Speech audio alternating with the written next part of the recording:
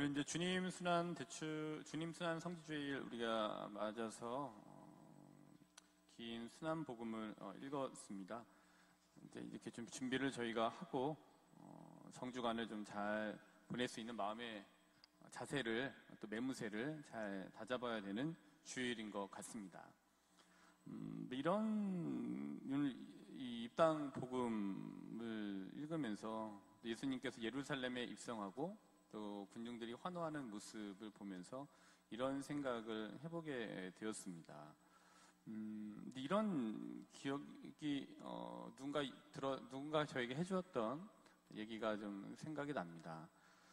그가 어렸을 때 있던 본당에서 있었던 일이라고 들었습니다. 또 성장하고 나서도 있었던 일로 들었는데 그때 아마 초등학생 때였나 중학생 요 사이였다고 합니다. 그때 성당에 이제 일이 있었는데 어떤 일이 있었냐면은 거기에는 본당 신부님께서 사회적인 문제에 대해서 많은 말씀들을 사람들이 두려워서 목소리를 내지 못하고 있을 때 신자분들에게 진실을 알려야 된다라는 사명감을 갖고 그런 이제 말씀들을 많이 이제 하셨다고 합니다.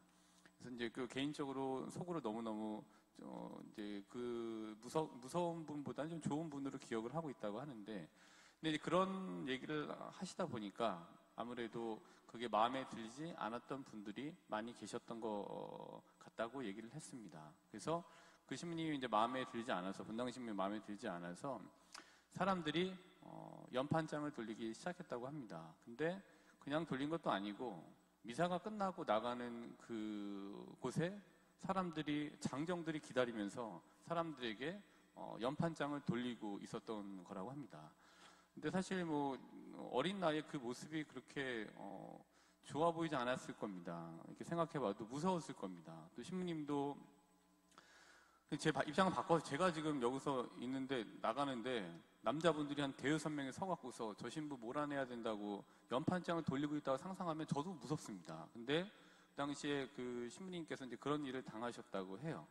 아무도 얘기하지 않았다고, 무슨 얘기를 안 했다고 합니다. 근데 그때 한 자매님께서 광야에서 외치는 이의 소리처럼 나오셔서 소리를 질렀다고 합니다. 도대체 신부님한테 이게 본당 신부한테 사제한테 이게 뭐하는 짓이냐라고 소리를 지르면서 그들을 이제 뭐라고 했다고 합니다. 그랬더니 멋쩍어 하면서 그들이 이렇게 돌아갔다고 합니다. 근데 그 이후에 더 험한 일들이 많이 있었다고 합니다.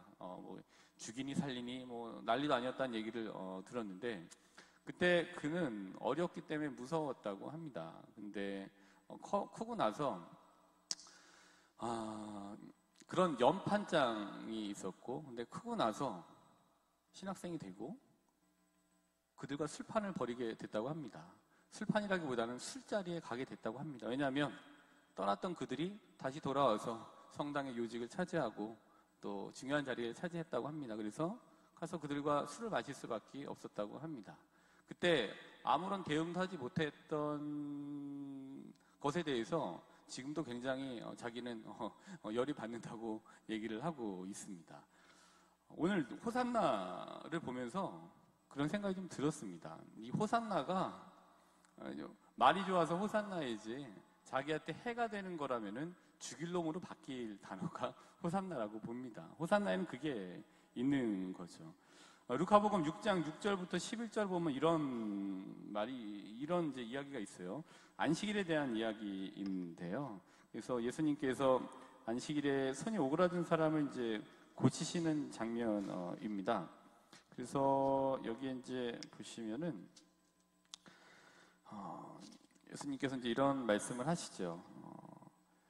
안식일에 좋은 일을 하는 것이 합당하냐? 남을 해치는 일을 하는 것이 합당하냐? 목숨을 구하는 것이 합당하냐? 죽이는 것이 합당하냐? 라고 하면서 이제 그에게 10절에 보면 손을 뻗어라 라고 얘기를 합니다. 근데 누구는 좋아하고요. 누구는 11절에 따르면은 골이 잔뜩 나서 예수님을 어떻게 할까 서로 의논하였다고 합니다.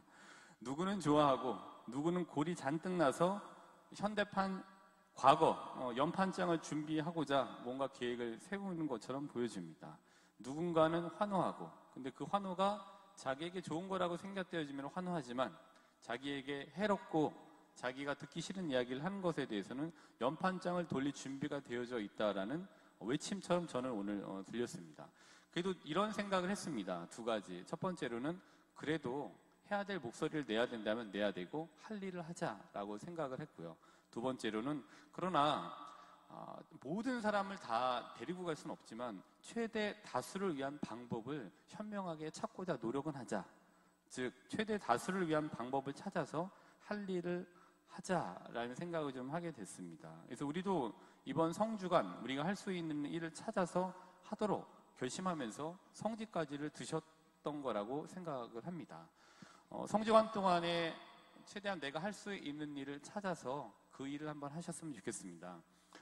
목요일 날은 주님 만찬 미사가 있고 세종례도 있고요. 그 다음에는 순환 감실에서 밤샘 성체주배가 구역별로 정해져 있습니다.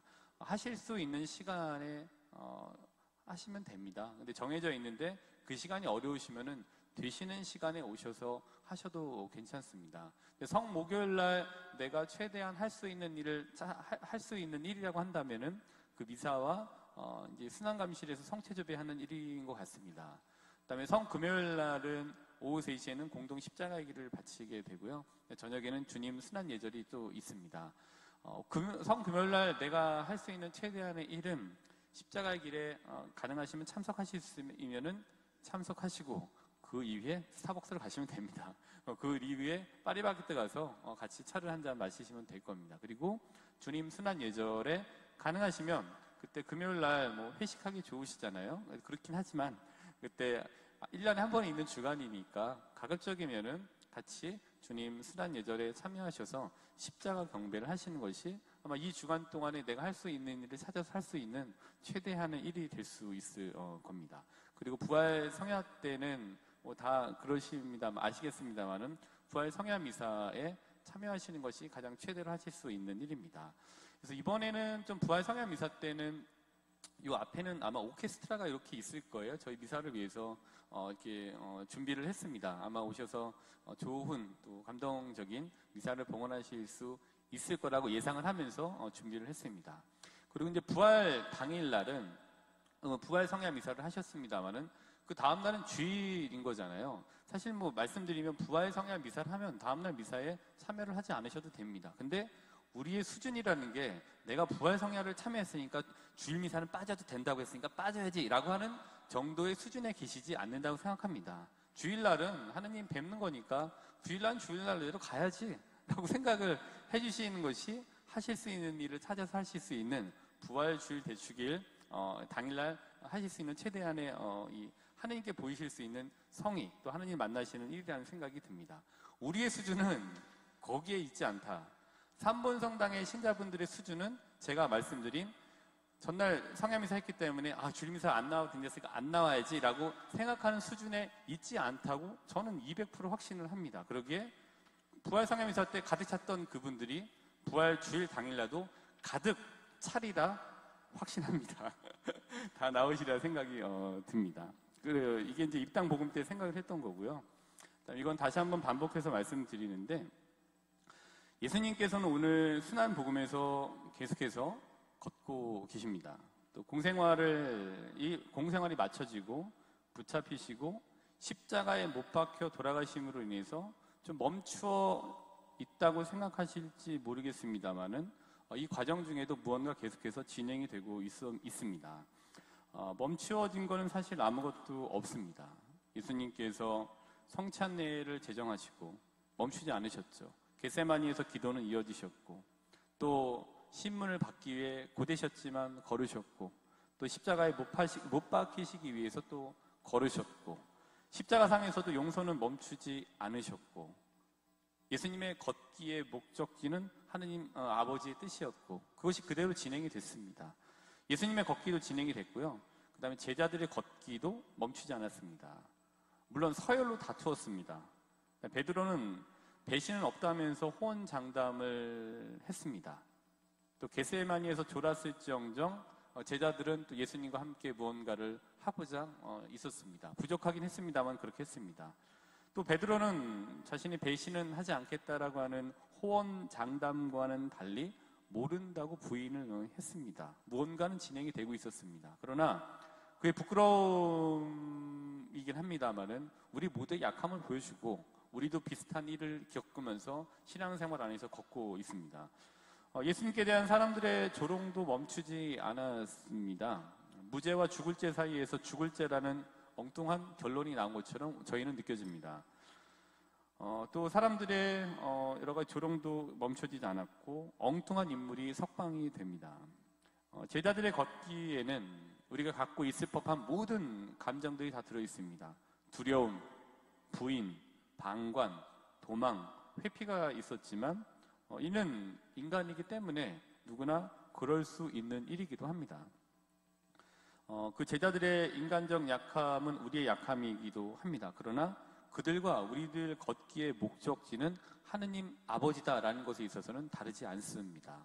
실수하고 다시 가고, 다시 가다 실수하고, 다시 실수하고 다시 가고, 안 되다가 되고, 되다가 안 되고, 그런 모든 과정들을 다 갖고 하느님 아버지께로 향하는 겁니다.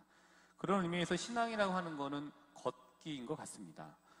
신뢰할 만한 분과의 동행하는 걷기, 이게 신앙입니다. 우리가 자유로운 의지로 성인으로서 신앙 안에 들어와서 신앙의 룰을 지키겠다. 그리고 하느님 아버지께서 하셨던 것들을 따라가겠다. 그걸 예수님 말씀 안에서 발췌하고 예수님 말씀 안에서 또 그걸 발견하고 따라보고자 또 롤모델로 삼아 보겠다라는 이 마음을 갖고 그 대상이 뚜렷하잖아요. 우리가 누굴 따라야 되는지 그 신뢰할 만한 분과의 걷기, 그분과의 동행이 바로 신앙이라고 할 수 있습니다. 예수님의 모습을 통해서 복음에 나와져 있는 여러 가지의 행적을 통해서 하느님께서는 어떤 분이신지를 알 수 있게 되는 것 같습니다. 우리가 믿는 분이 어떤 분인지를 보여줍니다. 또한 우리가 누구인지 그리고 무엇을 해야 되는 사람들인지를 알려주십니다. 그리고 성 아우구스티노는 이렇게 말합니다. 당신 자신을 찾으러 가야 한다는 명목으로도 당신을 만드신 분에게서 멀어져서는 안 됩니다. 실패하고 다시 가고 넘어졌다 일어나고 되다가 안 되고 어떤 이런 전체적인 어떤 기간 안에서 인간이 살아가는 그 기간 안에서 어떠한 일이 있더라도 실수하더라도 또 잘 되면 잘 되는 대로 잘 안 되면 잘 안 되는 대로 하느님을 찾고 동행하고자 해야 된다는 것을 성 아우구스티노가 이런 문장에서 표현을 한 것 같습니다. 주님 순환 성지율과 함께 내일부터는 성주간이 시작이 됩니다. 성주간은 예수님과 함께 걷고 그다음에 부인하고 또 조롱하기도 하고 원망하기도 하고 조롱당하기도 하고 배신도 하고 또 그러면서 부끄러워하고 후회하고 또 여러 이 성경에 보면 나와져 있는 여러 군 중에 한 무리가 되어 보면서 기도하는 주간이 성주간이라고 할 수 있습니다. 동시에 우리가 걷는 신앙 여정의 중심에 무엇이 자리 잡아야 하는지에 대한 방향을 명확히 해야 되는 주간이기도 합니다. 그렇기 때문에 이번 한 주간 신앙은 걷기임을 또 걷는 과정에 다양한 사건들이 동반될 것임을 기억하고 우리들 신앙이라고 하는 걷기의 방향이 십자가에 못 박히셨던 예수님께서 보여주신 하느님이심을 머리에가 아니라 가슴과 뼈에 새기면서 예수님과 함께 이번 성주간을 힘차게 걸어가도록 합시다.